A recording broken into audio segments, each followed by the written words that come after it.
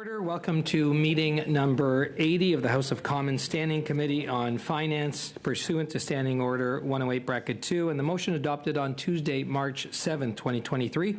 The committee is meeting to discuss the current state of play on green finance. Today's meeting is taking place in a hybrid format, pursuant to the House Order of June 23, 2022. Members are attending in person in the room and remotely using the Zoom application.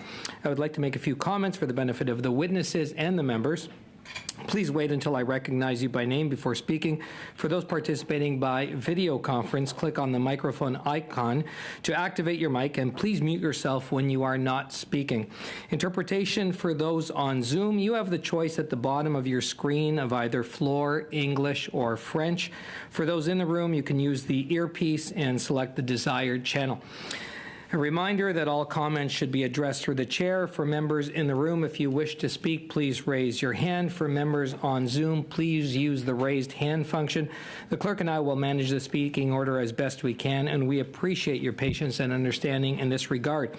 I'd now like to welcome our witnesses. As an individual, we have Eric Usher, who's the head of UNEP Finance Initiative, and he's coming to us from Stockholm. And from the Organization for Economic Cooperation and Development, we have Robert Youngman, who's the team leader of Green Finance and Investment. And Mr. Youngman's coming to us from Paris, France. So welcome to our witnesses. And now you have an opportunity for opening remarks before we move to members' questions. We'll start with Mr. Usher, please. Thank you very much, dear Chair, committee members. I'd like to thank you for the opportunity to share observations on sustainable finance policy and regulation globally and to help inform the study underway in Canada. Please note that my remarks are made on a voluntary basis in my individual capacity and should not be understood to be a waiver of the privileges and immunities of the United Nations. Now, Canada has expressed its commitment to transition to a carbon-neutral economy and society. The Canadian Net Zero Emissions Accountability Act is foundational for further policy action, and I want to congratulate the Canadian government on this important step. Equally, I welcome Canada's recognition that the private sector, and particularly the finance industry, have a key role to play in achieving the overall net zero policy agenda. The establishment in 2018 of the Canadian Expert Panel on Sustainable Finance and in 2021 of the Sustainable Finance Action Council, the SFAC, are important steps in this regard. Now, many financial institutions, including leading banks, insurers, and investors in Canada, have already begun integrating sustainability considerations into their operations. For example, they're identifying sustainability as a key priority within their business strategy, and they reflect this in their governance and compensation policies. They establish systems to analyze the climate-related risks and impact of their financing and have begun making sustainability disclosures. Now, most of this is done on a voluntary basis, at least so far. So, now we believe is the time really to step up action to implement conducive and effective regulatory framework conditions to drive Canada's transition to a more sustainable economy and society. And when we think of effective financial regulation, we think of needing as little as possible, but as much as is necessary. Now, the private sector needs room to innovate, but I believe that voluntary leadership from industry and regulatory action from government needs really to work hand in hand. So each needs to signal the other towards market uptake, towards learning and ever-increasing ambition and innovation. Now, there are a number of trends and developments in sustainable finance policy globally that countries can look to in driving this ambition. Firstly, mandatory corporate sustainability disclosure frameworks are being implemented across many jurisdictions with increased attention to covering not only the short-term risks of environmental and social externalities on business value, but also the impact of the business on people and planet. Significant negative impacts on society eventually become material risks to the business itself and need to be properly understood, managed, and disclosed. Secondly, central banks and supervisors are issuing supervisory expectations for how financial institutions should manage and disclose climate and broader environmental risks. Many are carrying out exploratory scenario analysis and climate risk stress tests. Some are grappling with their wider role in encouraging the overall transition of the real economy. Beyond a focus on climate I do observe increased regulatory attention to supply chains, for example, due diligence requirements around human rights and child labor practice. And of course, an increasing number of jurisdictions, increasing number of classification systems and taxonomies are being developed across many jurisdictions. So in line with these trends, I want to end by sharing some thoughts on what regulatory action might be conducive to driving Canada's sustainability transition forward. Canada has begun to put in place some of the foundational regulatory elements in support of becoming a leader in sustainable finance. I believe that these early initiatives should now be duly executed and expanded. First of all, mandatory sustainability disclosure is needed across the economy. Now, I highly welcome the ambition and direction of the Office of Superintendent of Financial Institutions, OFSI's recent guideline on climate risk management for financial institutions.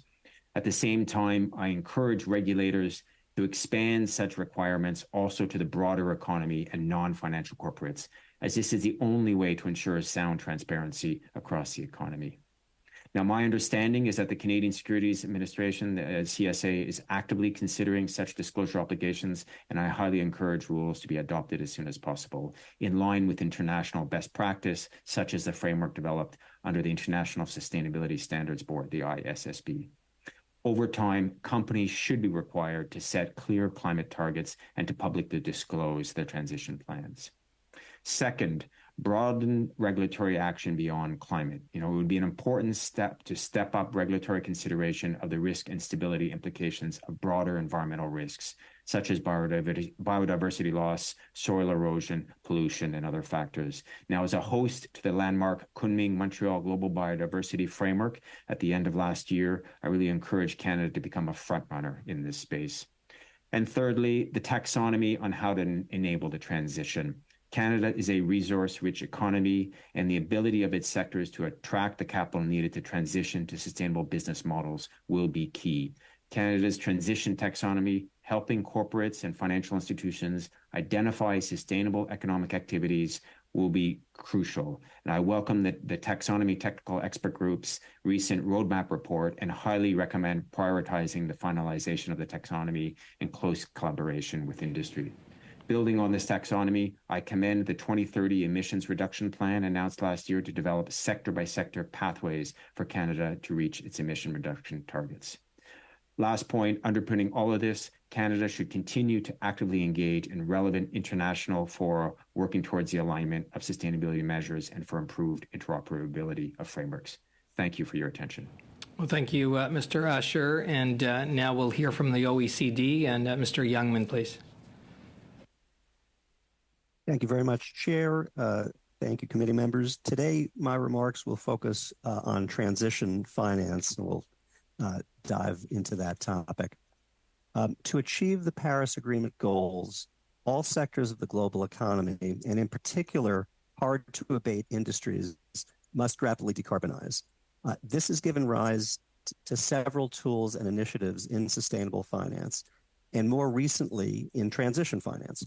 Defining what is already sustainable has traditionally been the... And I'm sorry to just interrupt you really quickly here. I think the paper that you may be reading from is in front of the camera, so we can't see you. And we are televising this this session, so I think people would want to, so they would like to see you and hear you.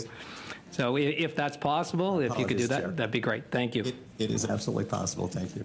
I'll begin again. To achieve the Paris Agreement goals, all sectors of the global economy, and in particular hard-to-abate industries, must rapidly decarbonize. And this has given rise to several tools and initiatives in sustainable finance, and more recently in transition finance. Defining what is already sustainable has traditionally been the focus of sustainable finance initiatives. This approach is criticized by some corporates and financial market participants as being insufficient to facilitate the whole of economy greenhouse gas emission reductions necessary to achieve the temperature goal of the Paris Agreement. Transition finance focuses on the dynamic process of becoming sustainable rather than providing a point-in-time assessment of what is already sustainable today. This inclusive approach creates room for financing to decarbonize the most polluting and hard-to-abate industries today. On the other hand, transition finance can run the risk of sacrificing environmental integrity for inclusiveness and of enabling greenwashing a topic which is attracting increasing attention from stakeholders and regulators. The OECD guidance on transition finance provides a comprehensive analysis and mapping of existing initiatives and identifies key challenges to scaling out transition finance currently faced by market actors and policymakers. In the context of the guidance, transition finance is understood as finance deployed or raised by corporates to implement their net zero transition in line with the temperature goal of the Paris Agreement and based on credible corporate climate transition plans. The guidance presents 10 elements of credible corporate plans and highlights areas where more transparency is needed. In doing so, it can support market actors in conducting transition finance transactions with environmental integrity, corporates in developing their transition plans, and policymakers in developing robust policy frameworks for transition plans. This focus on transition plans in the guidance is also reflected elsewhere, including the G20 Sustainable Finance Working Group's Transition Finance Framework, the International Platform on Sustainable Finance's Transition Finance Principles, and the UK Transition Plan Task Force Disclosure Framework.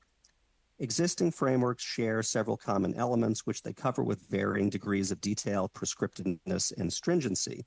These elements include setting of net zero and interim targets, use of metrics and key performance indicators, use of carbon credits and offsets, internal coherence with a company's business plan, guidance on governance and accountability, as well as issues surrounding transparency and verification. The guidance draws on all of these existing frameworks and initiatives when presenting elements of credible corporate climate transition plans. I will skip a little bit just to stay within the 5 minutes, Chair, and sorry for the initial coverage. It is worth highlighting that the journey toward credible transition plans has only just begun. In a recent report, CDP found that in 2022, 22% of the organizations disclosing through their climate change questionnaire disclosed that they had already developed a climate-aligned transition plan. However, of those organizations, only 81, and that's less than 1% of the full sample, reported sufficient detail on key indicators. Moreover, only 9% of the full sample reported that their transition plan was publicly available. So we're very early on in the process. The guidance was developed in consultation with an informal reflection group of interested policymakers, which included the Bank of Canada, the U.S. Department of Treasury, and representatives from several other countries. In addition to being reviewed by relevant policy committees at the OECD, it was also submitted as an input to the G20 Sustainable Finance Working Group. It also informed the development of other relevant transition finance initiatives and frameworks. Thanks very much for the opportunity to share this information to help inform the study on the current state of play. I'll be happy to answer any questions. Well, thank you, Mr. Youngman, Mr. Usher, and you'll have a lot of opportunity now in question time from the members to elaborate on your comments. And we've got about an hour and 45 minutes where we'll get through a number of rounds of questions. Our first round of question, each party will have up to 6 minutes to ask questions of our witnesses. We're starting with the Conservatives, and for 6 minutes, MP Lawrence, please. Thank you very much. Thank you for the witnesses for appearing. And although we didn't like the excessive coverage, it's much better than excessive uncoverage, which we've also seen on Zoom.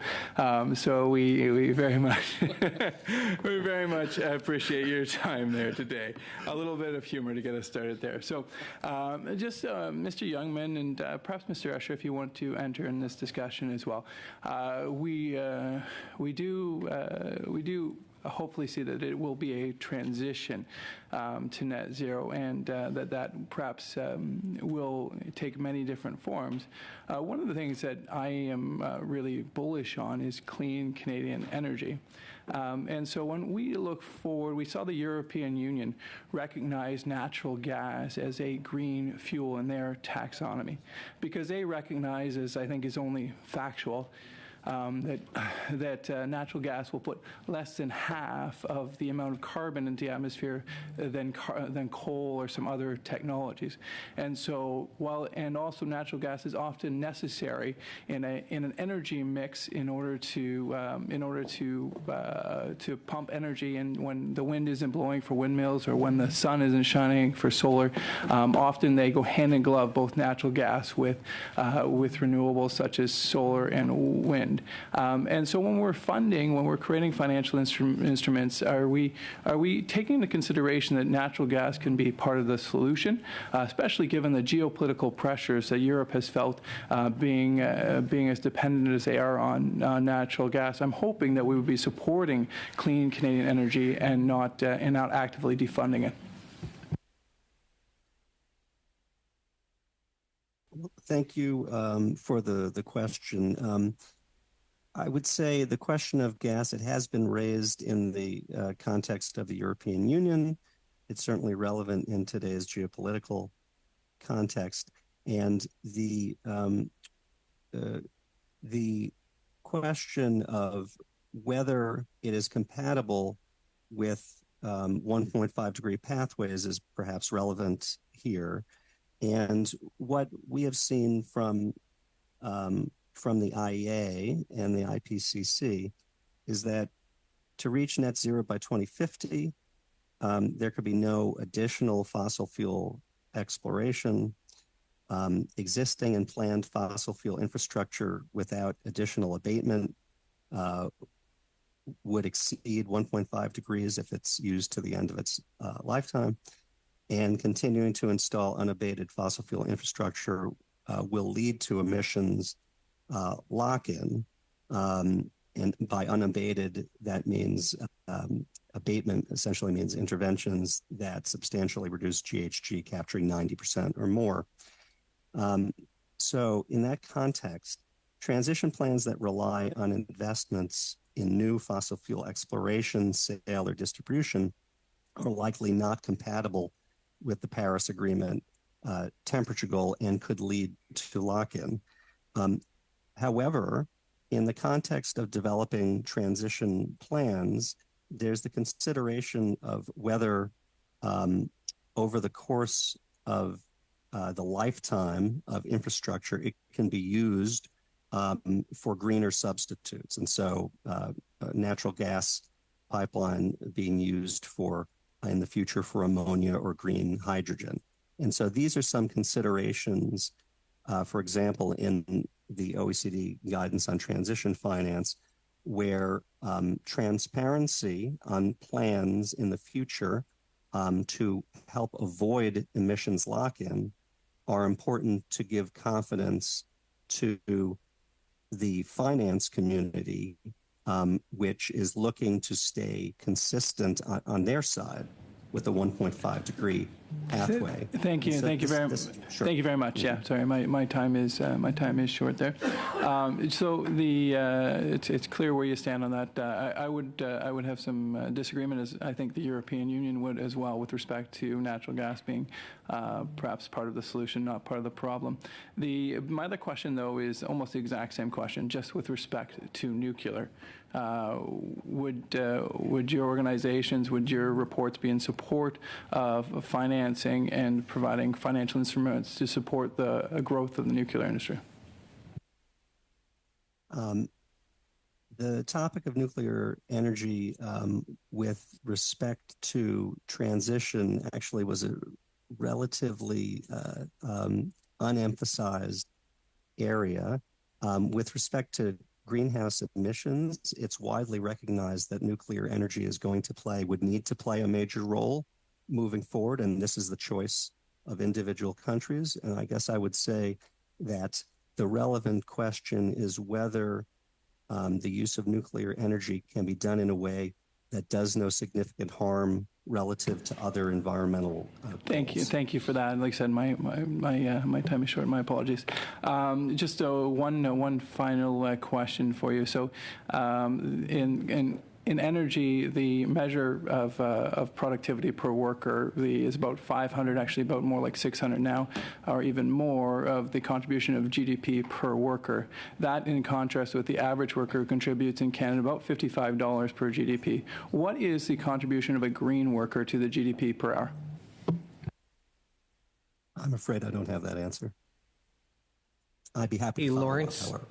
Okay, thank you, Mr. Youngman. And we're moving over to the Liberals, and for 6 minutes, MP Chattel, please. Thank you very much, and thank you, Mr. Usher and Mr. Youngman, to be here with us today. Mr. Youngman, I know one of the reasons I joined the OECD during my career is for their value statement of better policies for better lives.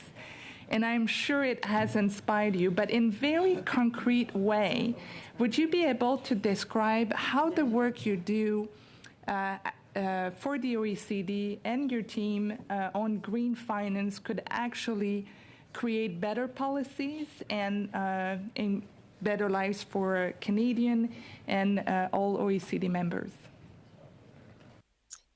Thank you for the question. Our work on green finance in the green finance team focuses on policies and institutions and instruments to help accelerate investment toward a low carbon economy.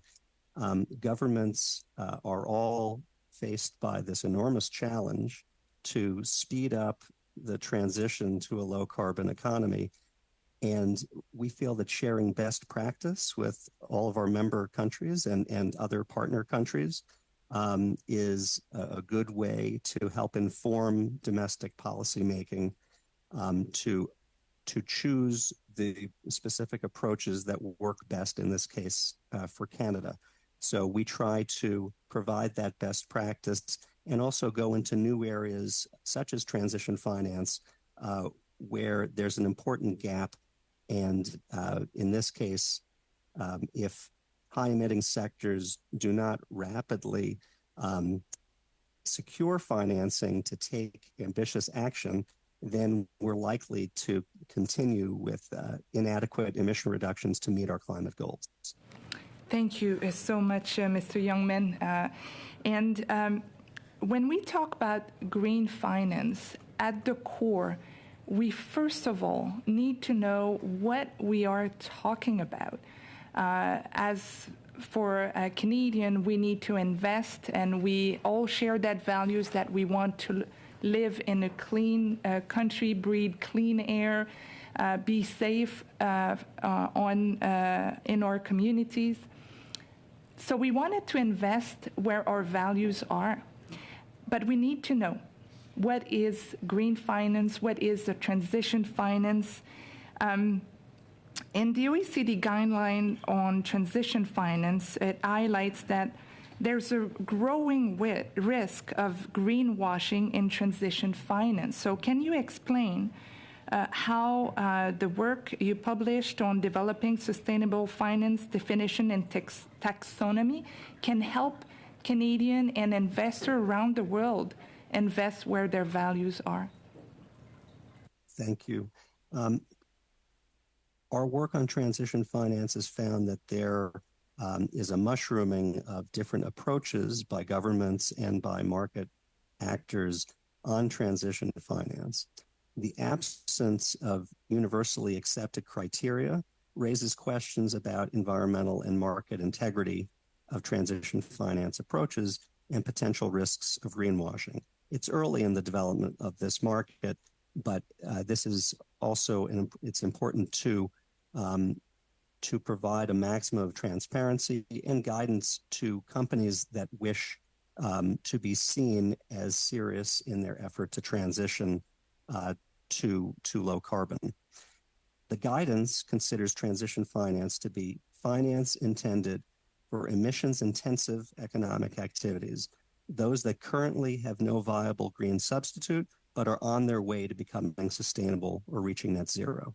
And the key distinction between green and transition finance is green finance focuses on activities that are already green. It's a point-in-time assessment, and today you can say that renewable energy is consistent with meeting Paris goals. whereas transition finance is directed at entities, entity-wide efforts to becoming green. So a corporate that's looking to move toward net zero from where it is today, and particularly in emissions-intensive sectors. And last question for me. We hear so many initiatives on how to define a green finance, transition finance, how to develop standards, how to ensure the disclosure of the company's activities in that area. There's a lot right now in the international, a lot of initiatives. What is the OECD role into mutualizing all of those initiatives, and as you mentioned, using the best practices to develop international standards? So where is the OECD's work on that? Sure, thank you. The guidance on transition finance takes a look at different approaches, and there's a wide range of approaches across countries. Some governments use taxonomies, others provide technology roadmaps, and it's true that there, in the last year, has been a lot of activity on transition finance. But I would like to reassure you that in this process, first of all, the OECD has been feeding into relevant processes like in the G20 Sustainable Finance Working Group. They came up with transition finance principles. We have fed into the international platform on sustainable finance organized by the European Commission. They came up with principles, and we see significant convergence across these instruments. In addition, it's worth noting the UK's transition plan task force. What the guidance does is it recognizes a common factor across all of these elements, whether it's corporate sustainability reporting standards, taxonomies, and other approaches, is the centrality of a credible corporate transition plan. And it provides 10 different elements for what constitutes a credible transition plan that you will find when comparing it very much in line with many other recommendations. Thank you, Mr. Youngman. Okay, merci. MP Chatel, MP Garon, for 6 minutes, please, from the block. Thank you, Mr. Chair. Mr. Youngman, I don't want you to judge how I use my allotted time, but last night or not my allotted time, but my own time. And last night I went on a website and I looked at the initiatives that have been put in place by major institutions in order to see what they're getting up to with the transition, but it was difficult to find. I did the same thing with the Insurance Bureau of Canada, where initiatives for green transition are very clear, and this made me think that insurance companies have, of course, taken a lot of advance with regards to this. And of course, now there are financial, direct, immediate consequences for shareholders related to climate change. But banks, for example, and Canadian banks that are very involved in oil and gas, the effects are very long-term. This leads me to believe that in certain industries, such as the banking industry, there should be governmental policy with incentives on prices and financial incentives to push our banking sector to start in this transition. The insurance sector had a natural incentive to do so, for example. Do you have any thoughts on the hypotheses that I just mentioned? Yes, thank you. What you're touching on, I think, has broader links to incentives for climate policy and to help accelerate investment and action. Insurance companies, their portfolios are being affected by the physical climate impacts. And so they have, as you're saying, this natural incentive to begin to take into account risks. In addition, many countries are requiring disclosure on climate-related risks. But in terms of incentives, I'm glad you brought that up. We see globally in work on carbon pricing at the OECD that generally the level of carbon pricing needed to meet carbon targets, greenhouse gas emission reduction targets, is insufficient. Of course, countries use many different policies to get there, but generally there needs to be increased ambition. And in the area of transition finance, that would be completely new. The question of what incentives exist for companies in emissions-intensive sectors to develop credible transition plans and to actually make these investments and secure financing. And I think that's a very relevant question for policymakers and a gap that currently exists. Of course, I understand that for most countries, these are policies that are currently in development, and there are very few incentives that have been implemented except for carbon taxes, which might increase over time. Are there any examples of jurisdictions, especially in countries that have a lot of natural resources, for example, in the west of Canada?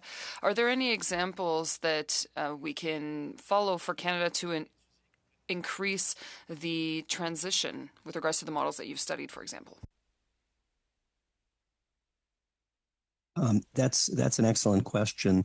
The challenge in this case is relates to just transition. It relates to shifting out of emissions-intensive activities and making sure that communities are not left behind. I would say that in developing countries, this is already an enormous challenge, and it's a different story. But earlier today, in an event with Indonesia, they are planning to have planned phase out of existing coal plants, and there are financial mechanisms being developed to do so responsibly. Similar questions could be raised for resource-intensive economies and how best to achieve this in a way that is not disruptive and involves all stakeholders. So there's a partial answer. I have very little time left. A quick question. We'll likely hear that Canada is a small country, a small, open economy, and that so long as China has not made leaps and bounds with regards to their transition towards the green economy, and same with India, it's not worth it for us to make these kinds of efforts. Here's the question. Do you think that even a small economy, such as the Canadian economy, can play a leadership role, a significant one internationally, with regards to the transition, green transition, taxonomy? Should we do something, or should we wait for major or bigger players to do something first? Canada is in a unique position given its natural resources and can play a leading role, and also pointing to other resource-intensive and resource-rich economies in OECD countries. Already, Canadian investors play a leading role. It's institutional investors in investing in sustainable infrastructure around the world. And there's a need for leadership from the countries that precisely have the resources. This is going to be an enormous challenge. The expectation is that developing countries need to give up their resource-rich economies, and it's very hard for the world to secure their participation if there's not leadership among, let's say, OECD countries for facing that sort of challenge domestically as well. Merci, MP Garon.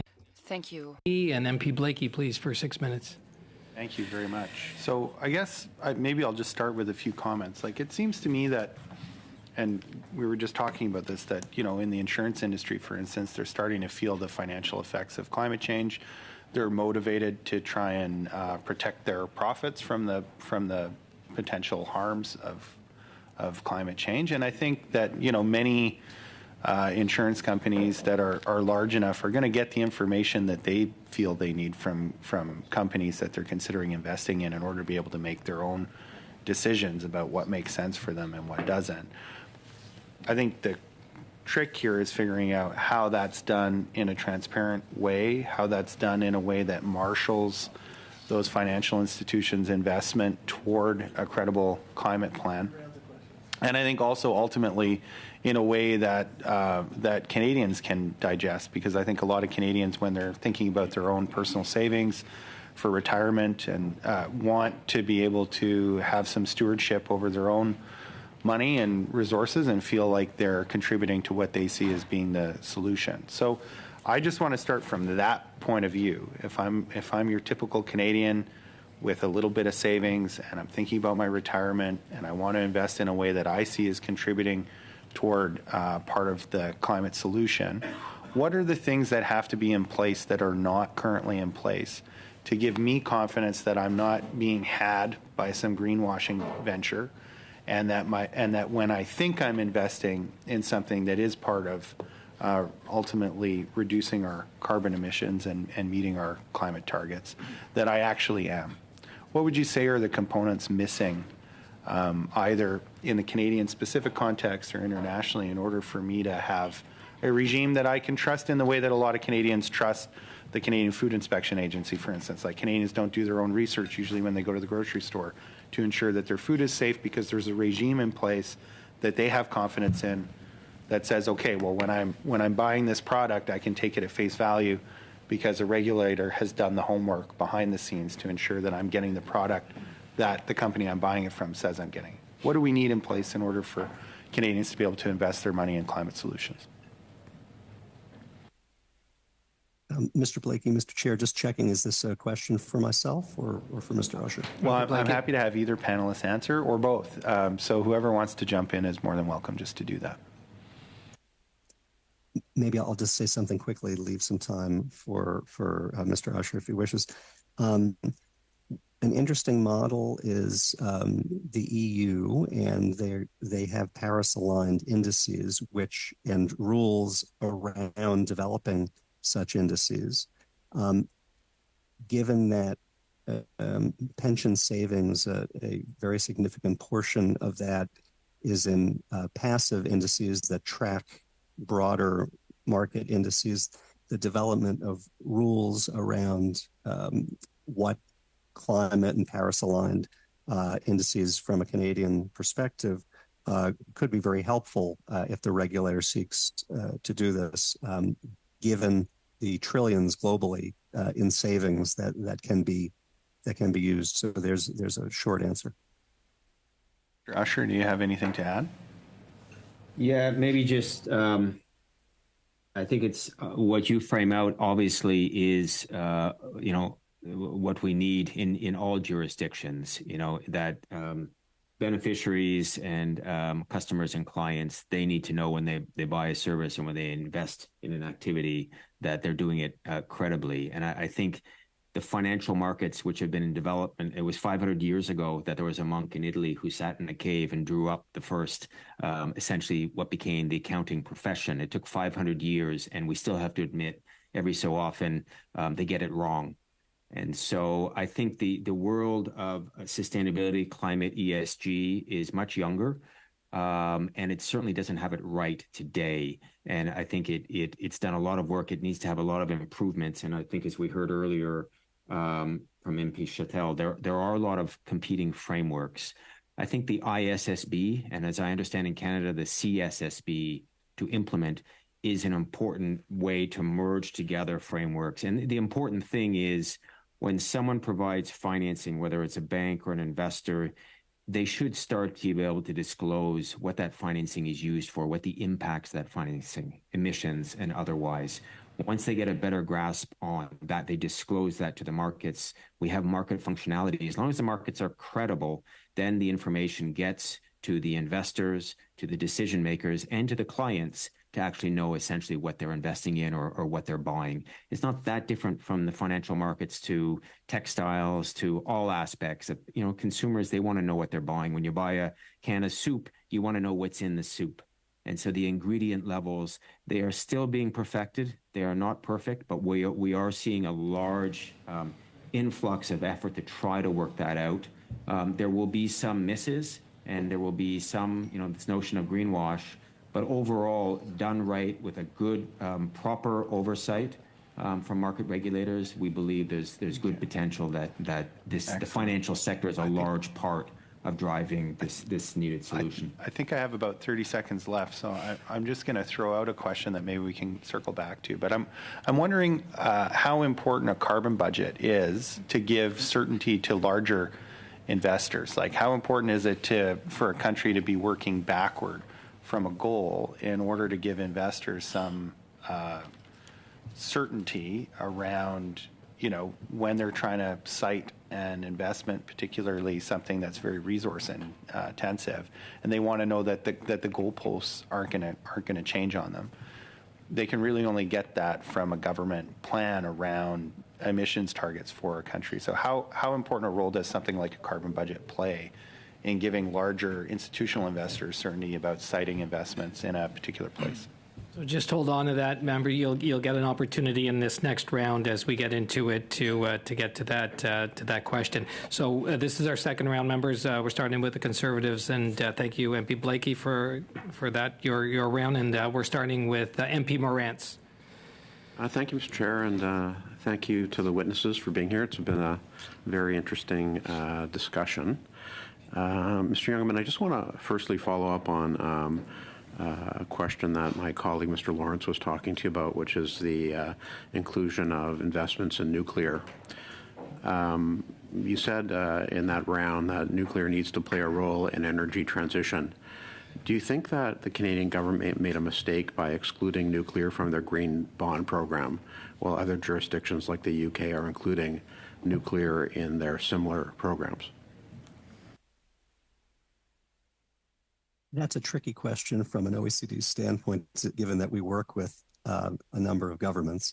And on the point of nuclear, to date, my understanding is that we point out its importance in meeting climate objectives, but recognize that governments may have different views on with respect to concerns about long-term impacts versus trade-offs of meeting climate targets. So I'm afraid I have to leave it there. Oh, okay. Mr. Usher, just in your role as head of the Finance Initiative for the UN Environmental Program, have you conducted or are you aware of any economic impact studies about the effects of implementing green finance or sustainable finance regimes in Canada or any other countries? Sorry, just for clarifying, in terms of the economic outcomes of such policies? Economic impact. Impact, yeah. I mean, it's a fairly wide challenge, and so I think there's a lot of detailed analysis, and we're starting to see. Yesterday, we saw the Intergovernmental Panel on Climate Change, the IPCC, put out their AR6 synthesis report, and a range of messages, including that that we're not arresting climate change. But part of the message is that the solutions are available, and in many cases are financially viable. And so, particularly in the energy sector, there are enough solutions to help decarbonize through a transition the range of technologies that will be needed. So I think there are different assessments, and often it's going down to a sectoral basis about what the impact will be on the sector. But I think, one of the big wake-up calls is, there's an electric vehicle manufacturer south of the border who is worth more than the rest of the industry. And there are various reasons for that, but that has been a wake-up call to many industries, which is there's a realization that industries are changing and that they need to be abreast and on top of those changes. So I think how you interpret that, there are many thoughts behind that, but what we generally see is that large industry particularly are very aware of these issues and are paying very close attention, and therefore so are their financiers. So no specific studies that you could point us to, though? No, the ILO, it certainly has done a lot of studies on green jobs and how many jobs are created through different industries. That's basically the reference point. But more widely, it would have to be broken down. I don't have specific studies to reference to. Okay, thank you. Now, Mr. Usher, you said in the past that we need to leverage private-public partnerships for tackling climate change, and that public finance would not be sufficient. Are you concerned that utilization of public financing would result in de-risking of financial institutions, could lead to bad lending decisions in the private sector? And doesn't this additional risk shift to the taxpayer in that event? I mean, we are seeing an uptick of fiscal approaches, including in the United States, in Europe, so more public funding. One thing that is clear is that finance regulations are not going to solve policy gaps. And so if we look in the real economy, improving access and better risk management within the financial sector is part of the solution. But often there is going to have to be a policy impetus within different sectors to help transition. Part of that impetus can be fiscal, and it's about managing risks and managing innovation. But I believe that there are, I referred to an electric vehicle manufacturer. It was started with a public funding back in the 15 years ago. And so we do believe that well-invested public finance can help de-risk, but really be a partner with the private sector in bringing innovation forward. But of course, it has to be properly overseen and managed. Morantz, and now we'll go over to the Liberals for MP Zerowitz, please. Thank you so much, Mr. Chair, and I want to thank our two speakers for their excellent presentations today and for being part of this important discussion. Mr. Usher, I'm going to begin with you. You ended your presentation to us with 4 recommendations about where we can go next. If you can maybe go through the last 2, just you went through those very quickly. I think it was around becoming a leader, I think, in protecting biodiversity and ecosystems, and I think your last one was around creating a taxonomy on how to enable the transition. If you could just maybe clarify both of those for me, that would be helpful. Okay. Very briefly, climate change is a critical crisis, but we have to acknowledge there are other crises and often interlinked. One aspect of addressing climate change is it's estimated about 1/3 of the ways to mitigate emissions actually will be through what we call nature-based solutions. So essentially a better management of biodiversity. And so the Kunming Montreal Global Biodiversity Framework provides, we call it the Paris moment for biodiversity or for nature. It's an important starting point. There's a lot of work to be done. Within the finance industry, we're seeing increasing awareness. There is a new disclosure framework called the Task Force on Nature-Related Financial Disclosures, which will be providing information also, which will be feeding into the ISSB about how does a corporate, including a bank or other financial actors, start to disclose on the nature risks in their portfolio. And that can take a wide set of issues. We have to acknowledge that nature is a very complicated issue. But when you start to break it down and you understand, if you're doing a lot of lending to agricultural businesses, what is the impact of, let's say, of the die-off of pollinators? Does that impact on your borrowers? Would they have a hard time paying you back? So you need to start to understand these nature loss issues. So that's one critical recommendation. In terms of the taxonomy, I would just mostly refer to what Robert Youngman has mentioned. I think within the Canadian context, it's not so much a question of what is green, it's what is greening, what is transitioning. It's a critical issue for a resource-intensive economy like Canada. And we have to acknowledge that there's not going to be one transition taxonomy globally. It's going to have to be region specific. And it's going to be heavily reliant on the financial sector will want to see transition pathways for each sector. And they will want to understand how taxonomies help them allocate capital to an industry that is not green today, but has the potential to green over time through certain types of investment allocations. The taxonomy will be key to that. Okay, thank you for that. That's very helpful and very clear. Now, We know that there is the International Sustainable Standards Board that has been stood up. Do you see them as being helpful in creating some of that harmony of standards across the different jurisdictions? Do you see that as a helpful body? Absolutely. Absolutely. And the IFRS, which is the set of financial accounting standards used by most jurisdictions in the world, the fact that they stand up this ISSB means that most corporates globally will be looking to this body to establish the new standards on how do you disclose on these sustainability risks.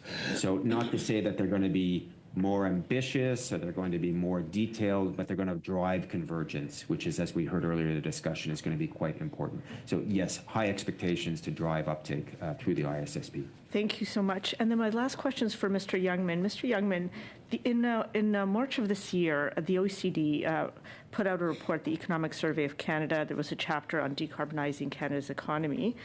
And in it, there was a statement that says Canada's serious ambition to reduce emissions by 2030 and hit net zero by 2050 are backed up by an increasingly complex suite of mitigation policies.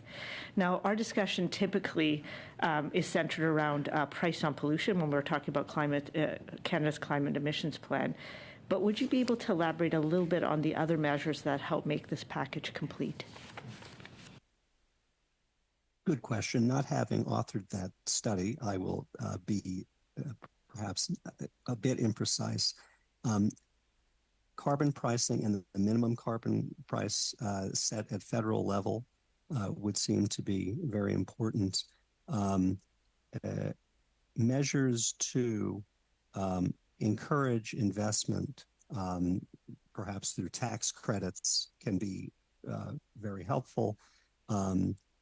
There's, emissions trading schemes in some jurisdictions. I'm sure that there's promotion of EV and many other measures. I would think that measures tied to timelines and achieving these targets and checking on progress on a regular basis is very important. And I recall from 20 years ago when Alberta started working on emissions trading based on emissions intensity approach at the time. It was brand new and maybe seen as not quite that ambitious, but times have changed and it's gotten more ambitious. So I think early action and building on that is a good recipe for success. Thank you, MP Zarowitz. And now over to the block. MP Garon, please, for 2.5 minutes. Thank you, Mr. Chair. Mr. Youngman, I share your concern and that of other people here today. Some projects that are harmful for the Paris projects could be implemented on the basis of greenwashing. There are a lot of Canadian projects that I'm thinking of. The expansion of the Trans Mountain Pipeline, which is paid for with public Canadian funds, $30 billion, for example, investment in more tar sands. And there have been other projects that have been approved by and encouraged by the current government in order to increase oil and gas production. What I'm wondering is which investor will want to make such an effort? Which investor will take Canada seriously and will take our standards seriously if the government itself is giving a very poor example without taking into consideration its own taxonomy and discarding the taxonomy that has been suggested by this committee? Do you not think that this lacks credibility? What I might say is that governments as a whole across the OECD and elsewhere, there's a challenge about defining eligible activities for funding, including in the wake of recovery efforts from COVID and the objective of trying to steer investments in areas that are consistent with the Paris Agreement and social objectives. And Many governments have not developed these taxonomies, and the EU is one that is a pioneer in this area and is trying to apply a taxonomy. Si je peux me permettre, parce que If I may, because we don't have much time left, with certain of the taxonomies to reach decarbonization by 2050, the authorization of 21 million new barrels of petroleum, is that respectful of any of the taxonomies? I would go back to previous comments about what the IEA and UNFCCC have said about new investments in fossil fuel exploration and development, and overall the broad case is that they're not compatible with 1.5 degrees. There are a number of governments that have done this nevertheless, and it is a challenge moving forward that we currently, we're quite behind on addressing this issue. Thank you, and thank you, MP Garon. And now to MP Blakey, and I know you may want to get back to that last question that you posed. Indeed. So I'm going to pose it again more briefly, and then I'm going to add a second question. So the first question is, what role does having a carbon budget play in terms of investor certainty and attracting investors to a particular jurisdiction? Second question, we've heard a lot, sometimes at this table, sometimes at other tables I sit at around this place, from a number of industries, whether it's auto manufacturing, the aerospace industry, the electricity industry, generation, transmission, and distribution, that Canada doesn't do any industrial planning, and that there doesn't seem to be a kind of cohesive sense of direction in respect to government investment, government regulation, and where industry is at, and that industry requires more of a framework in order to be able to attract private investment. I'm wondering the extent to which you think that planning around decarbonization and meeting our Paris commitments could create tables not only where we talk about decarbonization and how to meet emission goals, but to kind of bring a more generally cohesive strategic approach to certain industries that will make it easier to attract more investment, rather than the narrative that we sometimes hear, which is that any level of government involvement will simply dissuade private sector investors from participating. So I leave it to either panelist to address either question, and I see Mr. Usher's got his hand up. Sure, thank you. I would say carbon budget is kind of the what you get at the end of the exam, and the investors or the financial actors, for them, the carbon budget is, I don't call it the pass-fail grade, but that's an aggregate number. What they really look for is, at a sectoral level, are credible transition plans. And so that they want to know, because they understand the aviation industry is going to be more challenging than, let's say, the power sector. The steel industry is going to be different from the cement industry. And so what they will expect is they'll say, let's say the steel industry, we want to see a plan that's going to decarbonize it, which is globally competitive, but is credible, which will include policy incentives, which will include technology innovation. And we want to know what role we can play in driving that pathway and increasing the risk of those who are falling behind and driving capital towards those who are leading ahead. That's what they really look for governments, to create these credible pathways. So I think to your question, in terms of an industrial policy for transition planning, we believe that is important. Now, of course, every country goes around planning, in different ways, but that sort of policy, certainly, that's the new type of policy certainly they're looking for, because they're fearful if there's not a credible plan, what they invest in today, next year or next decade might be outmoded because of, changes in innovation or changes in policy frameworks.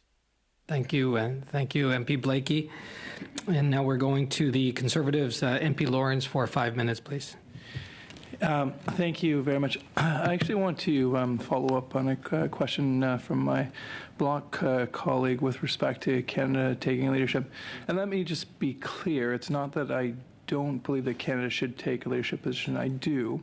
I just find some of the logic a little bit difficult to stomach or to follow. So the logic goes something like this, I believe. So we have, if Canada, as a resource-rich country, decides, we are going to hit the brakes hard, and we're going to make this transition very difficult for our economy and get to net zero at a breakneck speed, these other countries around the world will look and go, okay, wow, Canada's done it, so we will too. Well, let's look at some of the countries that are at the top of the emissions list, the ones that will really make the list. China, number one at 27 or 30% of the total global emissions. Are you really telling me, are you telling Canadians that China, that the People's Republic of China is going to look at Canada and go, oh, wow, they destroyed their economy in a breakneck to get net zero. We're going to follow them. Or better yet, another top one of the worst emitters in the world is the Russian Federation. Are you honestly telling me that Vladimir Putin, who had an unprovoked, unnecessary, illegal war against Ukraine and has absolutely no respect for international norms, is going to say, hey, wow, Canada's reduced their emissions by 5% this year. We're cutting ours. We're going to net zero. Like, this is, what world does that make sense, guys? Is that what you're honestly telling Canadians? If that question was directed at me, I'll give it a try. The idea, well, let's see. Canada is one of 195 countries that signed on to the Paris Agreement, and globally, in order to avoid the worst impacts of climate change, including on Canadians, we need to get to 1.5 degrees, and countries adopted their targets to reach it. Every country is going to struggle with that, and Canada has, in addition, the fact that it has rich resource base, like, let's say, Norway and U.S. and others. And we see exceptions out there, and as I mentioned earlier, it's going to be very challenging to see which governments will not be willing to pump the last barrel of oil. And so this is part of the overall challenge of the just transition. I'm not saying that this is easy at all, but the overall calculus is still the same. And so that, then the question is, how do we work together globally? Okay, I'm just gonna jump in there if I can. Like I said, my time is short, and I do appreciate you being here and appreciate your attendance here. The reality is that, would you agree with me that if we don't get some of the major polluters in the world on board, we will not be able to achieve the 1.5 degrees. If we do not get the People's Republic of China on board, if we don't get the United States of America on board, if we don't get India on board, it's not happening. Would you agree with me with that? There's recent news about whether the Financial Times article questioning whether 1.5 degree target is still within range, and it will be quite challenging. And all countries every year at the UNFCCC, at the COP event, will receive this question: can we achieve it? And unfortunately, there's no choice for us other than to try. No, I agree. I'm just in terms of focusing our resources. Should Canada's pressure not be as much outward as it is inward? Is what I'm trying to say. That Canada, in terms of taking leadership, that yes, we should definitely do our part in our transition. But the reality is, in order for, if we are going to truly fight climate change, we need to have an impact internationally. We need to get countries that are large polluters. Canada is less than 3%. Like I said, the People's Republic of China is at 27% plus. If they were to convert, for example, their coal-fired plants to natural gas, they would the equivalent of Canada's entire emissions several times over. And instead of getting to the point where we are shutting down our industrial economy, should we not be focusing on helping other countries reduce their emissions? Yes, I agree, and I think everybody would. Okay. Okay, thank you, MP Lawrence. We are now moving over to the Liberals, and welcome MP Turnbull to our committee, and 5 minutes to you, please. Thanks, Chair, and thanks to our witnesses today. Really appreciate you being here and the expertise that you bring to this very important discussion and study that we're doing. and I'm happy to be a visiting member of Parliament on this committee and participating in the discussion with you. I think you've already offered some really great testimony. One thing that comes up in these conversations a lot is Canada's ability to remain globally competitive in this fast-changing environment where we can see many jurisdictions around the world moving quite quickly to mainstream sustainable finance. And I think for good reason, we can all agree that our ambitions need to increase in this area, and I know that you believe in that.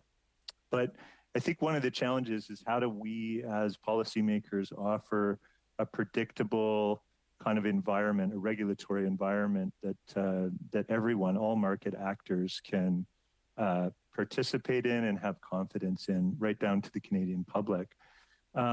So I want to ask a couple questions. One is, I know the Sustainable Finance Action Council that's developed our green and transition taxonomy and the roadmap. One thing that they've offered is a 3-tier governance model, which ensures that the taxonomy continues to evolve. And I wondered if I could ask you, Mr. Youngman, about whether you see other international examples of governance models where taxonomies are anticipated to evolve, and whether that's a best practice. Thanks for the question. ASEAN, the group of ASEAN countries, is developing a taxonomy framework with a traffic light system. So the lower tier is principles-based, recognizing that some of the economies are much lower GDP per capita than others, and so it's going to be a stretch for them. Then a middle range where there are some thresholds for activities that are introduced, and then finally some stringent thresholds at the top. And that seems to be a useful context in the ASEAN setting. The EU has set its sustainable finance taxonomy. It has put forward a proposal on transition finance. However, if that were to be put in place, it won't be for several years. However, there is quite a substantive difference between what the proposal put forward on recognition of transition activities and what is allowed under the existing. So those are two examples I'd put forward.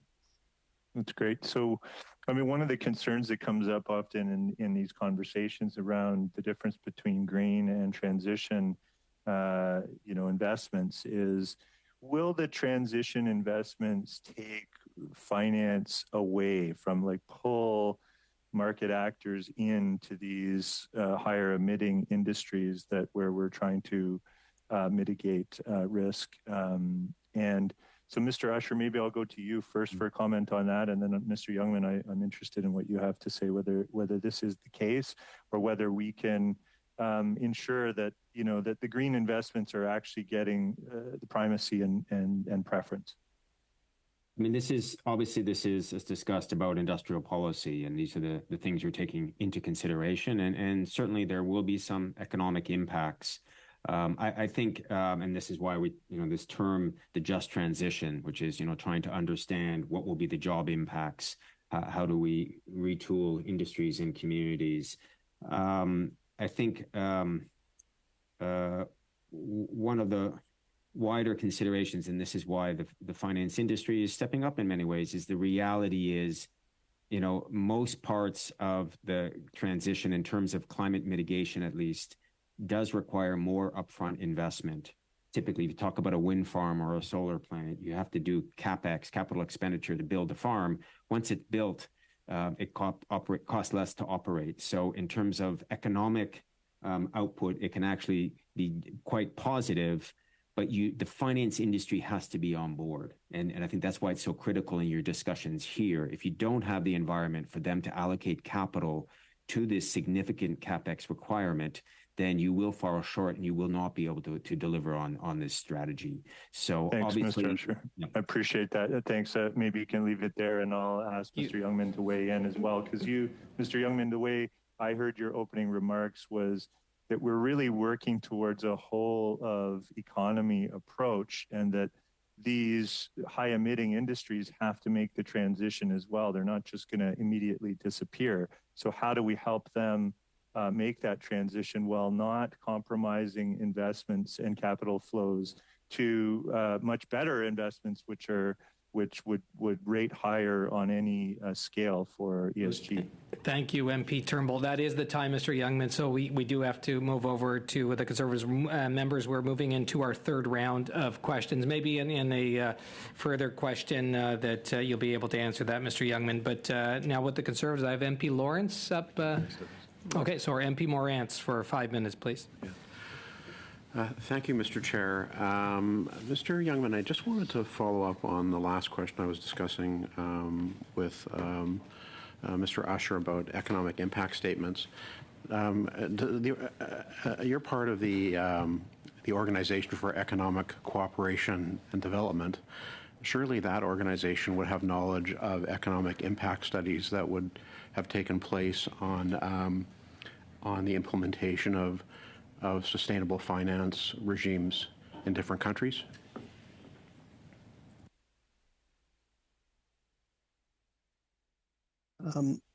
Okay, so your question is what is the economic impact of implementation of sustainable finance regimes? No, more. Are there any studies and economic impact studies? For example, the Liberal government recently implemented a luxury tax in Canada on automobiles, boats, and airplanes. And the Department of Finance here produced just recently an economic impact study talking about things, for example, like the effect on GDP, losses in sales across those industries, job losses across those industries. I'm just thinking this is much bigger than that. You're talking about essentially a wholesale restructuring of financial markets around the world. Surely your organization would be aware or would have conducted an economic impact study, no? Yes, and I would say that there's economic modeling of what will be the cost of the transition, and I think that is the broader and maybe perhaps even more relevant than a narrower question of sustainable finance initiatives, which is only a part of achieving the transition. But I will be happy to follow up, send you relevant studies, and also look into your specific question. Okay, just surprising that wouldn't be on the top of your heads given the massive size of this plan, but I will leave it for you to table that with the committee. That would be great. I also want to follow up on a question that Mr. Lawrence was asking. He asked you about whether or not LNG would qualify for green financing or whether nuclear would, but I wanted to ask you also about mining operations, which can be GHG intensive, but many of those mining operations produce precious minerals that are necessary for green technologies. So I'm just wondering how you would square that circle. Governments now are beginning to look into the question of brown taxonomies and so-called brown taxonomies or emissions-intensive taxonomies. And this is to come in the EU, and part of that discussion will focus on minerals. Also in Indonesia, as I mentioned earlier, they're quite focused at how do they move away from coal, but also mining is very important there, and so they're asking these same questions. But it's new. It's a new topic of providing taxonomies for existing emissions-intensive topics. Okay. And just on another matter, with the maybe Mr. Usher, you might be best positioned to answer this question because it's unclear to me how this would work in terms of the government's partnering with financial institutions. So a basic principle that banks have, or really any publicly traded company has, is that they need to operate with fiduciary duty to their shareholders. They need to prioritize investments essentially with the best financial returns. I see this as coming into conflict with sustainable finance investments that may not be as profitable as conventional investments. Do you see it that way? No, I would not. I think this is all about doing business, looking for opportunities, and prudent risk management. And therefore, I don't think there's any expectation that commercial banks, investors, and others are expected to take a loss in investments they are making. However, of course, that we know about this gaps in innovation, that great developments in the lab don't always make it to the market, and that there is a role potentially for the public sector to help finance incubation, innovation, to share risks, because often the benefits of innovation do not accrue to the specific company or the specific investor. Often they accrue to the sector at large, and therefore there's a good rationale to align public and private interests. But certainly this is not about asking the financial sector to be making bad investment decisions, to be losing money. That's my round, yeah. Morantz, this time does go fast. It's now we're moving to the Liberals. MP McDonald, please, for 5 minutes. Thank you, Chair. I want to go back to Mr. Youngman, your opening remarks, and I'm just going to read something quickly, and it's in relation to an industry in my area, or across the country, actually. Transition finance focuses on the dynamic process of becoming sustainable, rather than providing a point-in-time assessment of what is already sustainable today. This inclusive approach creates room for financing to decarbonize the most polluting and hard-to-abate industries today. So I guess what I'm concerned about to some extent, Mr. Youngman, is, for example, the Canadian dairy farmers are in Ottawa this week, and they reduced their carbon footprint on milk by 25% over the past 20 years. And I guess my fear is that they're not going to receive credit for that. Is that somewhat of what your statement, your second paragraph in your statement, is referring to? The second paragraph tries to make a distinction between green finance and transition finance, and the idea that high-emitting companies and high-emitting sectors need to get on a pathway that is consistent with climate objectives, and they can't flip a switch to be able to do that. So there needs to be a process, and we believe that process is by developing a credible corporate transition plan that includes how are they going to get from where they are today to where they need to go. It doesn't speak specifically about what they have achieved to date, but presumably that progress will be helpful in getting to where they need to go based on government policy and targets. Thank you. My concern and their concern was basically that they're doing much, so their starting point is quite different for some other industries, and I guess their starting point started a long time ago on some of the actions that they've taken. So I'll move on to just on markets play a critical role. Obviously, we had a good discussion on this in supporting orderly transition to low carbon economies. But there are, there's challenges that remain, and we talked about best practices from other countries, promulgation of frameworks, data inconsistencies, and lack of comparability. So, the Canadian government today is fully behind the OECD and the Paris Agreement, without a doubt. And we're learning much as we move forward and learning quickly. But I'm just wondering, how do we overcome some of those challenges?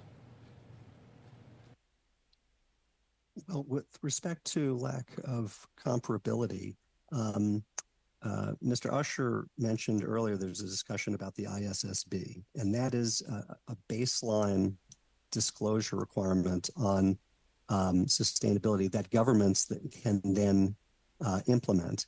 Having comparable sustainability disclosure will help significantly to provide transparency to the market so that they can better know what is consistent with Paris targets. So there's one example of addressing lack of comparability. Okay. And my final quick question is, another concept that has been utilized to develop a strong economy and clean environment are carbon credits. And some of the industries that were mentioned previously today obviously could take advantage of carbon credits. So I'm just wondering what your opinion is on the carbon credits and how quickly we are moving towards them. So on carbon credits, the guidance does talk about what the role of carbon credits and offsets can play in a credible transition plan, there is a risk today that the market is sort of at sort of a key point in trying to address concerns about greenwashing, while also recognizing the need to use offsets to achieve global climate ambition. And so for now, our recommendation is that you provide clarity in your transition plan on how you use carbon credits and offsets, what type of carbon credits are used, and generally their use should be limited and carefully explained to provide transparency to the finance community that is considering how credible your plan is. Thank you, and thank you, MP MacDonald. Now we're moving to the block. MP Garon, please, for 2.5 minutes. Thank you. Mr. Youngman, I told you earlier about very polluting projects that are funded by the Canadian government, including pipelines. You've said that Canada has made some efforts in developing a certain taxonomy. You've also mentioned that the pandemic has delayed certain efforts in Canada. I agree. But during the pandemic, the EU developed the Green Deal. At the end of 2022, there were more than $4 billion allocated to 8 different member countries. Are you aware of this initiative? The EU Green Deal is a very important initiative. Donc, vous le connaissez. So you do know it. I just want to make sure that I'm asking a question about something that you're aware of. To your knowledge, is there a new pipeline included in these financial projects? I'm afraid I have to go back. I'm not aware of that detail. I'm sorry. OK, donc, je peux vous le dire.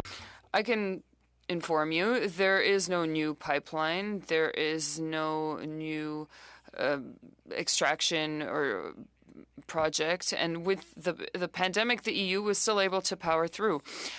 What's interesting with this kind of initiative is that the government initiative allows investment for certain states that might be a little bit behind. For example, here at the west of Canada, and we have talked about green equalization payments here at the block.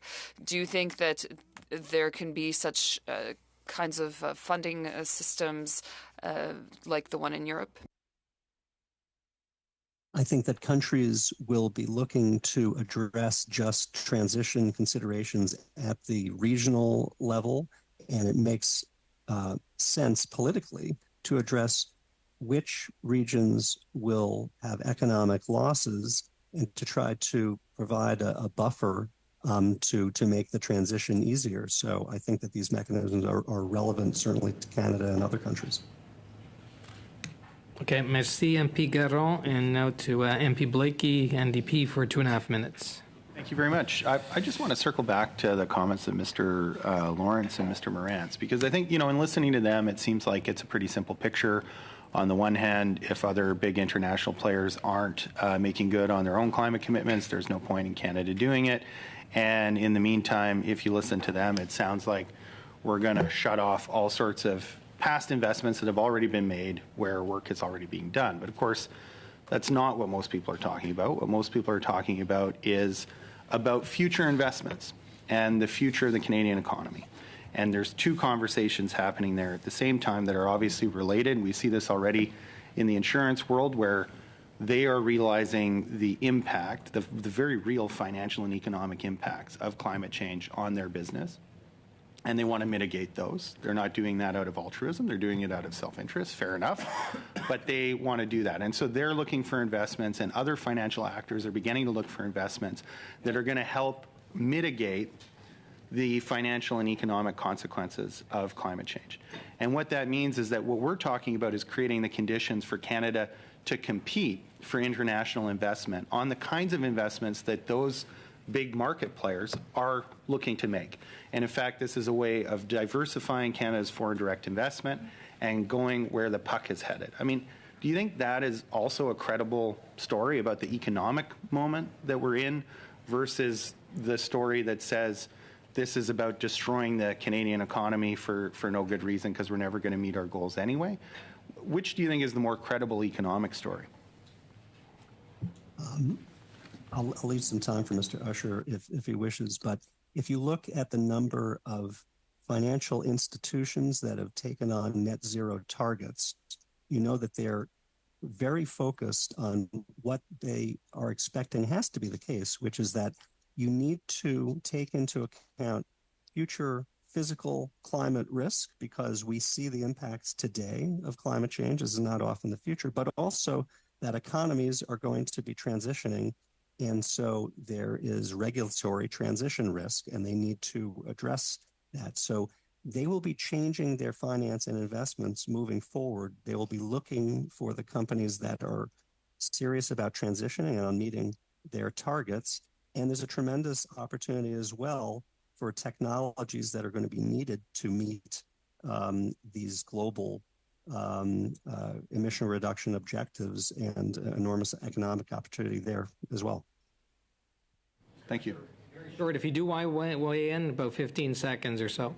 Yeah, very briefly, I think, yes, I believe what you described is a good pathway forward. Just a comment on the banking sector, all major Canadian banks have set net zero targets, and they've issued 2030 interim targets across key sectors. So they are stepping up. However, they cannot do it on their own. And so they are looking for policy frameworks. They are looking for this working together with industry, with government, with other parts of society. So it's an all hands on deck type challenge, but properly mapped out, it is a route to prosperity. Thank you. Thank you, and thank you, MP Blakey. And now to the Conservatives, MP Lawrence, for 5 minutes, please. Thank you very much. Just getting back to sort of the economics of the transition or the goals to get to net zero. We had at the end of one of my rounds, I asked what the productivity per worker in the green sector was, and I understand, of course, that's probably a pretty finite question. Why you may not know the answer. But would you be willing to provide me with either a study or perhaps just a direct response to the committee on that? I'll be happy to look for studies, and you're asking for productivity per worker in the green sector versus just that number. That's all. That's how we normally measure productivity. And they said the average in Canada is around $55 per hour. In the energy sector in Canada, it's in excess of $500 or $600 there. So I would be enlightened if you could provide us with that information. It'd be great. Happy to do so. Yeah, thank you. And just building on my colleague, Mr. Moran's questions there, a little bit surprised that you don't at least have some maybe at least some rules to point or some guidance you could give us in terms of the economic impact of the transition, and just like, do you see the transition being painful for Canadians or not? Well, going back to the previous question, I actually did say that the OECD has done economic modeling on the overall transition that will occur, and it may well have it at country level. So I will be happy to share that study, and I'm sure it's not expected to be easy.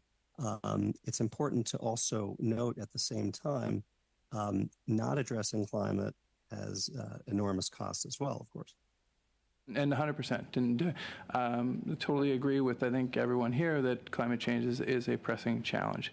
And I want to make that clear. It's just how we address this challenge that I think is at discussion here.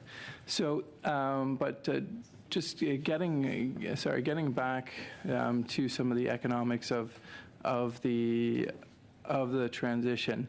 When I look at that, and actually some specifics, you mentioned earlier that we had no option but to try, and I agree with you, but you also sort of seemed a little pessimistic there, Mr. Youngman, if I can, with respect to our chances of getting to net zero in 2050.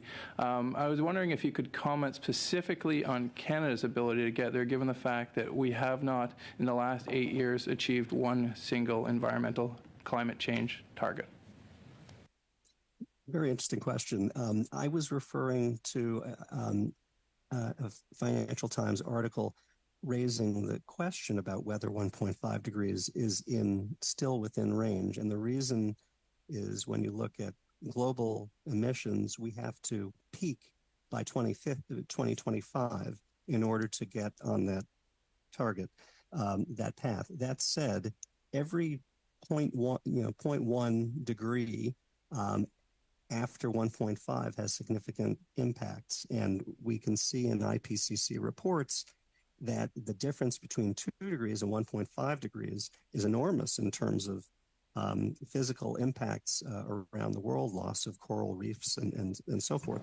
So I wouldn't say that I'm pessimistic on getting to net zero. What I would say is that there's a broadly recognized need for urgency and for engagement at national level to think about how it can be done, knowing that it will be challenging and not to sugarcoat it. Sorry, just to get back though to my specific, my apologies, I mischaracterized any of your remarks. It wasn't on purpose. My apologies. But just on, do you think Canada will achieve its Paris targets?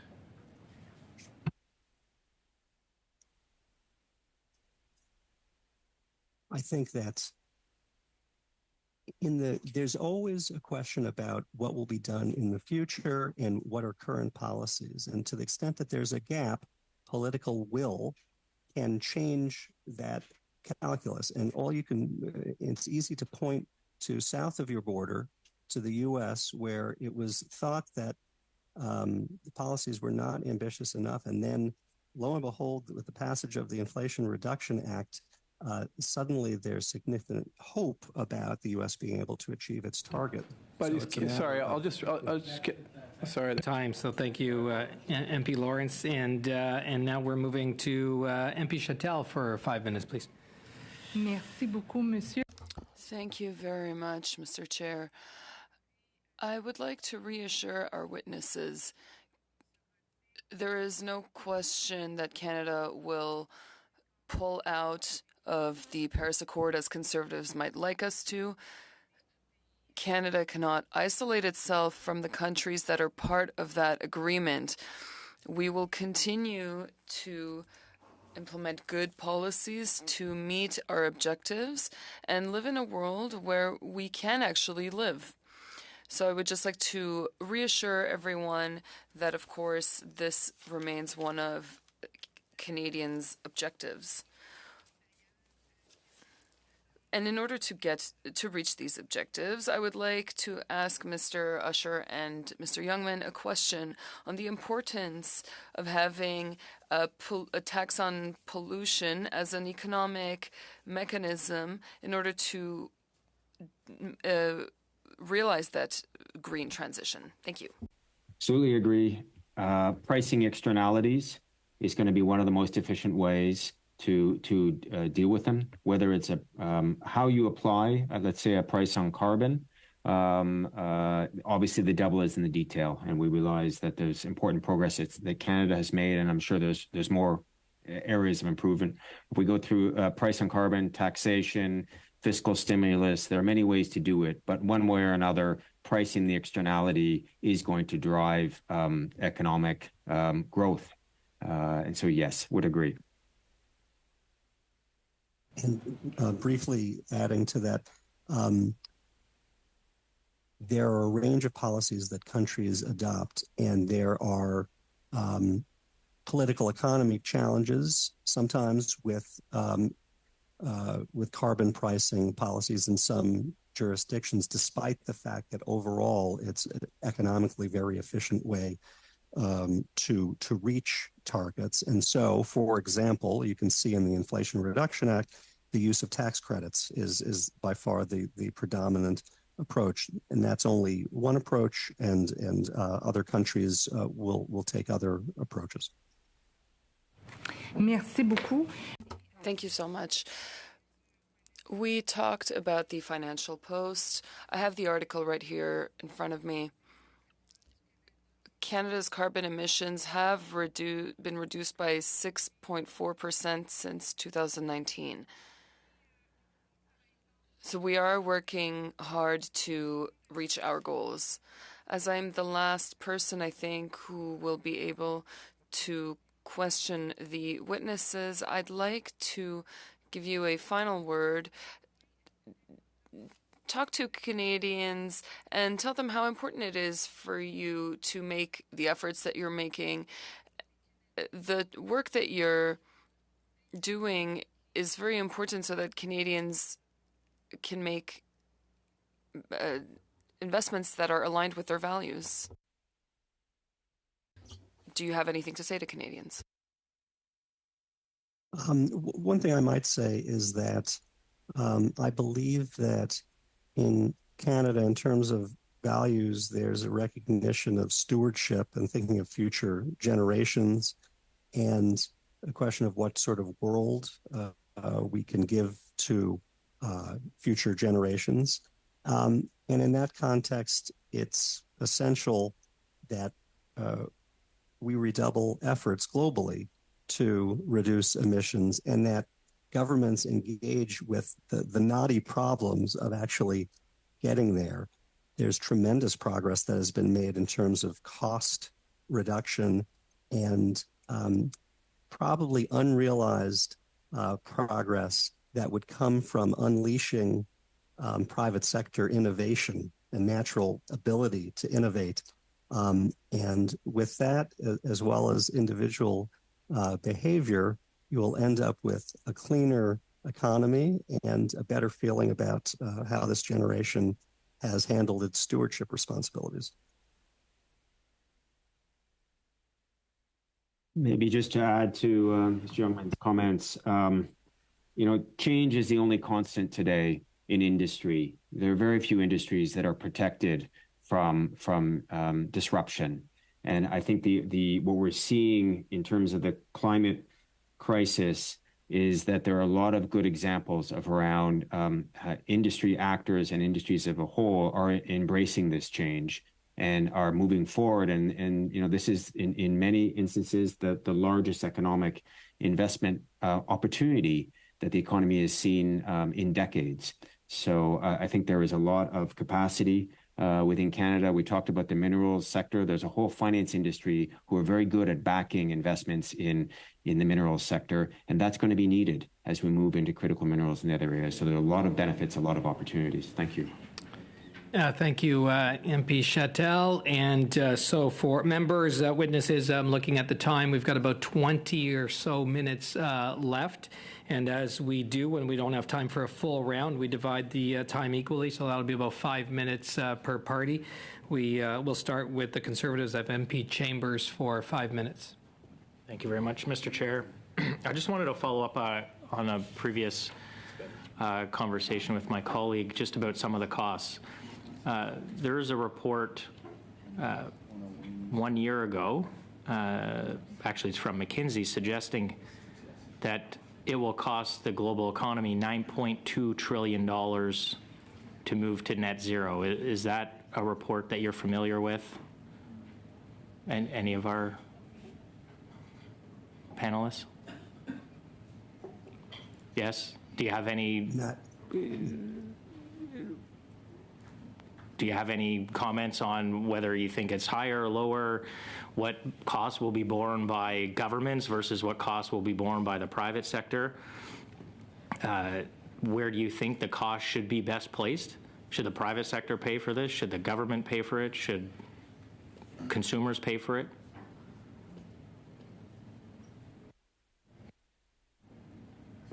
Mr. Usher? Yeah, I think obviously the economic opportunities are in the trillions of dollars, and we know that, and industries are going to change at that scale.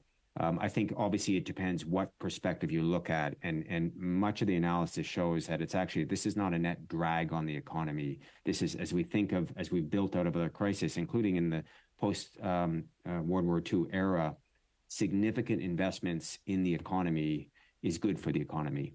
And in many ways, this is the crisis of our times, and the solutions will create a lot of economic growth, a lot of opportunity. But of course, changes across sectors, industries, winners and losers, and therefore a good industrial strategy will be key.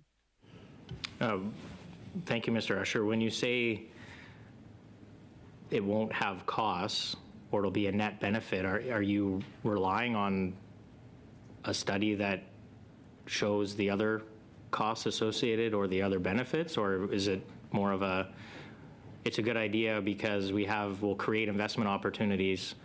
As far as I can tell, there's a lot of folks in the ESG space making a lot of money in the ESG space, which is completely unregulated labeling, and there's a ton of greenwashing going on.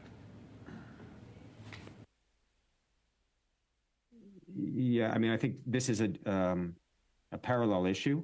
Greenwashing is a concern, and this is why a good financial regulatory regime is quite important to prevent that.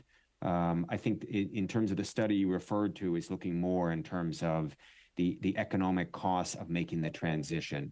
And there will be impacts on specific industries. And this is why this term just transition is critical. And this is why the role of government is critical to make sure that, job training, retraining communities can shift over as required. That is different from the ESG discussion. We would not say the ESG world is perfect. It has its challenges, as we're seeing, but the notion of being prudent risk management in paying attention to these risks, which is part of ESG, is being shown over and over again to be critical. Look at Pacific Gas and Electric, the largest bankruptcy due to climate change, because they weren't paying attention to the cost of forest fires and extreme heating, and we're seeing this in Canada also. So it's all about prudent risk management, and that's where we create economic prosperity, is managing that effectively through this transition.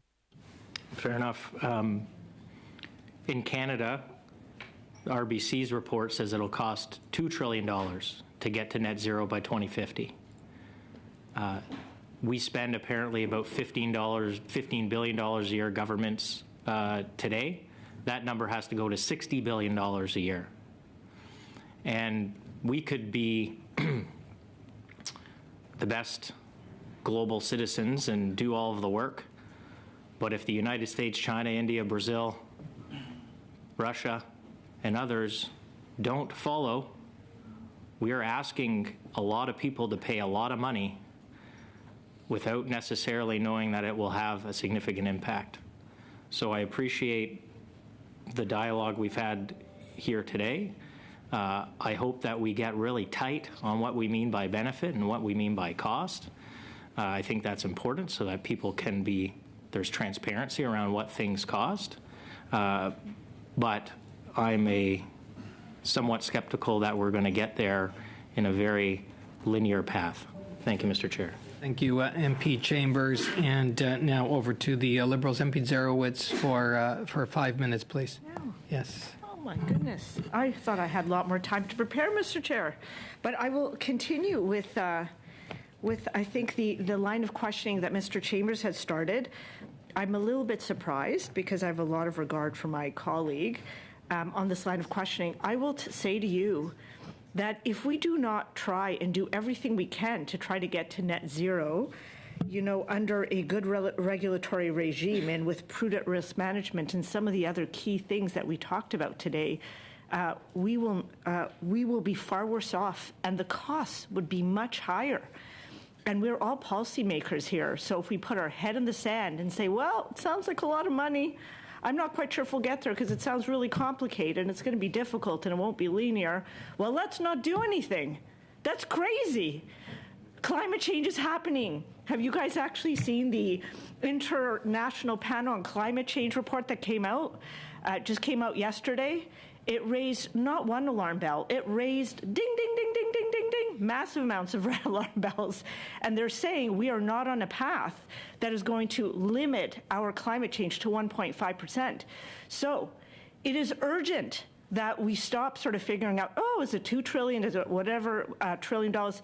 The cost of not doing everything we can in a responsible way with good policy, bringing public sector partners under good risk management, under good regulatory regime is unacceptable. So that is why we are here doing this study.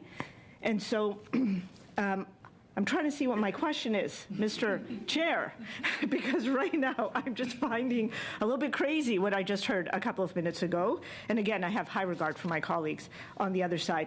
So look, maybe I'll go to, let me just see. I know that recently we have we've been talking in Canada about the importance of green hydrogen. So maybe I wouldn't mind getting some thoughts on why Canada should continue to invest in it. Maybe I'll get both Mr. Youngman and Mr. Usher to speak on that. Green hydrogen is one of these enormous opportunities that Mr. Usher referred to. It essentially will play a key role in heavy industry and moving them from current emissions-intensive activities away from that, but still being able to deliver steel and other products that the economies need. So innovation in that area is essential, and the opportunities from innovation and from potentially exporting are also enormous, because globally there will be huge demand for green hydrogen. So to the extent that Canada wishes to foster that activity, there could be benefits in terms of exports. And Mr. Usher? You have no thoughts? Okay. And then I know that a year ago our federal government launched an inaugural green bond program, which sees proceeds earmarked to finance projects with environmental benefits such as renewable energy or clean transportation. Can you talk about the importance of green bonds and some of the impacts they have had in other countries? And I will direct that to either one who wants to respond, Mr. Youngman or Mr. Usher. Want to start? Mr. Usher, you want to give a shot? No, other than to say, yes, there has been a lot of growth in green bond markets in recent years, and also sustainability bonds. And so the financial sector is getting more comfortable with these types of instruments. So we do believe they're part of the solution. But I know the OECD has done important work. I would just say thank you.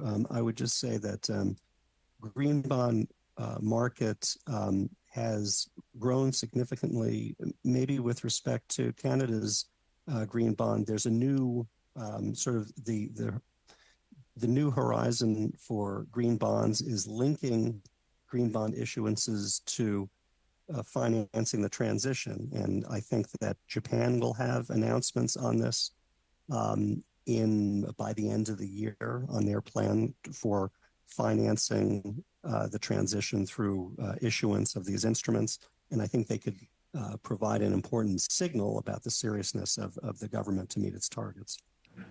How much time do I have? You have 30 seconds. Okay, thank you so much to both of you. Excellent discussion. Thank you so much for your contribution today. Thank you, MP Zerowitz. And now over to MP Garon for the block for 5 minutes, please. Thank you, Mr. Chair. I'm going to continue in the same vein as my colleague, Mr. Chambers, and as my Liberal colleague. We talk about the costs of transition. Mr. Usher, the question is for you. I have an impression that the transition is very technological, that there's a lot of investment, there's a lot of capital involved, a lot of engineering involved. It's a lot of added value. We were talking about green jobs earlier that are very high-paid jobs because there's a lot of technology involved. I get the impression that sometimes we mix up costs and investment. If it's a private industry, a private company paying for this, then it's an investment. But when it's the government doing the same thing, then we talk about costs. We talk about the taxpayer and so on.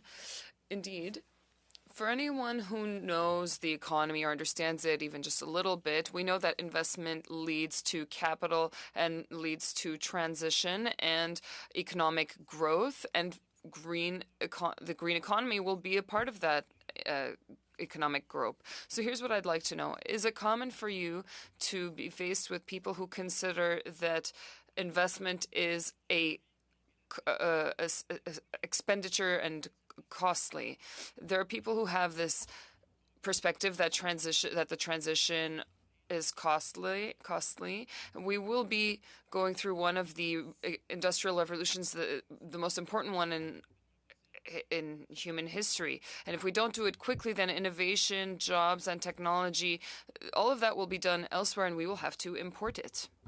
I would just briefly agree with the comments. And I guess the one add-on to this, we talked about externalities earlier.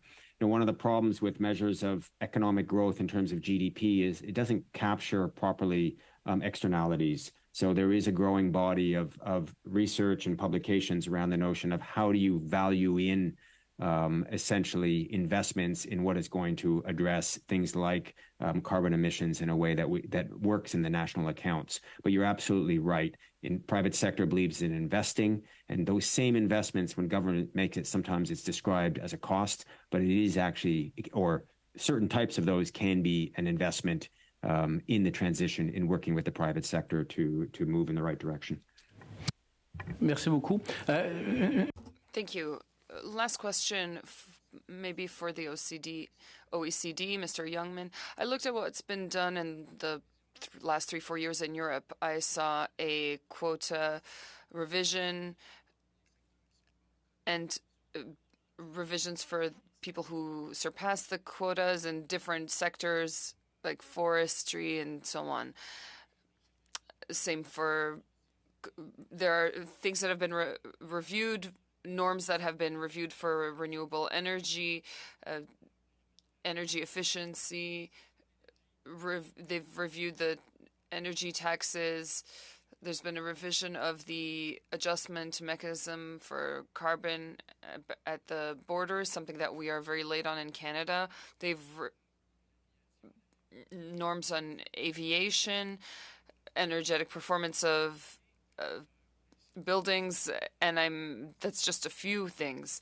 These are certain things that have made a lot of progress over the past years, and Canada is a little bit behind, but it doesn't mean that we can't catch up. Do you think that Europe is setting the right example with regards to standards and the regulation? And do you think that we can change can we catch up? Is that a model that we should follow? Canada is often has a little bit of difficulty making strides. Do you think that we should make efforts to increase the velocity and the speed of these transitions? Thank you. Europe is an interesting model, maybe not one that can be directly applied to Canada, but their approach in taking a whole of government look at how you can accelerate investment for the low carbon transition is important. And so they have thought about sustainable finance, as you are doing now, across different government actors, and thought about both costs, but also incentives and opportunities. And that, I think, is an important example that Canada can take. And there's examples from around the world, too, about what works. Perhaps the U.S. example might be of interest with tax credits. It all depends on domestic circumstance, but it's certainly not too late. And if anything, now is a good time to see how to increase progress, as the IPCC report indicates. So we all need to move faster. Merci, MP Garon. And now we'll move to the NDP. MP Blakey, this will be our last 5 minutes of questions. Thank you very much, Mr. Chair. I was just contemplating that sometimes listening to certain of my conservative colleagues at the table, it evokes the image of the 19th century shoemaker who objected to the cost of investing in machinery. a strategy, the success of which can be evaluated by walking out onto Spark Street and trying to find a shoemaker. And so I think there's a certain kind of economic reality that we're faced with, and it behooves us as policymakers to position Canada well for what's coming, whether we would will it or not. Earlier, Mr. Lawrence had asked for some productivity numbers, labor productivity numbers in the green economy, and just to ensure that when we get a response back from Mr. Youngman, who had pledged to do that, that we're comparing apples to apples, I thought it might be useful to provide some reflections on the nature of that measure. I'm wondering, I think we need to have a time slice, right? Like, labor productivity is measured as a function of GDP, and of course the price of the good factors into that calculation. So I think there is a question of at what point in time are we looking at fossil fuel energy workers' productivity. It will depend, because we know that the price of oil and gas fluctuates wildly. So I think we need to have a sense of the time horizon over which labor productivity is being compared. I also think it's important to note that to the extent that that is a function of GDP, it matters that one industry has been present for many, many decades, is well established, has a lot of access to private capital from within the industry, and has been the historical beneficiary of massive amounts of public investment, not just in the 1970s, but as recently as 3 years ago, what is now over $30 billion coming from this federal government for the oil and gas industry. So those numbers all factor in to that evaluation of labor productivity, and I would hope that any numbers we get back in respect to productivity for so-called green workers control for those important historical and industrial differences. And then I just want to come back to this question of industrial planning, because it seems to me that, you know, for many years, certainly since the early 90s, it has been the established kind of conventional wisdom in Canada, a conventional wisdom that the NDP has been happy to defy, and that I myself gladly do, that less government involvement in the economy is automatically better, and that's what private sector actors want. In fact, we often hear around this table how much the private sector in this moment of uncertainty and change wants governments to set a framework for them to be able to make investment decisions. So, like, when we talk a lot about investor certainty in the environmental evaluation of certain projects like pipelines, and we hear from conservatives that it's important that there be certainty, but in fact, that's exactly what industry is asking for in respect of being able to invest in this new emerging economy. And so, you know, how does Canada begin to deliver after 30 years of pretty much closing our eyes and plugging our ears and pretending like our international competitors didn't have industrial strategies? How does Canada now begin to create the infrastructure we need in order to be able to catch up to where many of our allies and economic competitors are, whether that's in the European Union or now the United States, which is clearly taking a strategic approach to this emerging new energy economy? I'll try to provide a quick answer. The reference to the Inflation Reduction Act in the U.S. is very relevant because the European Union has come up with a sort of proposal to respond to it, and it is triggering international discussions on the role of industrial policy in meeting climate targets. That's an opportunity that Canada may wish to consider for its own policymaking. Sure. Do you have anything that you'd like to add? Okay. Thank you, Mr. Chair. Thank you. And I don't know about the shoemaker, MP Blakey, but I can tell you we got a lot of mileage. We got a lot of mileage out of today's testimony from our two witnesses. We want to thank Mr. Youngman and Mr. Usher on behalf of our Finance Committee on the current state of play on green finance. We thank you for the many questions that you answered here for us today on behalf of our committee. Thank you very much, and this meeting is adjourned. Thanks, members.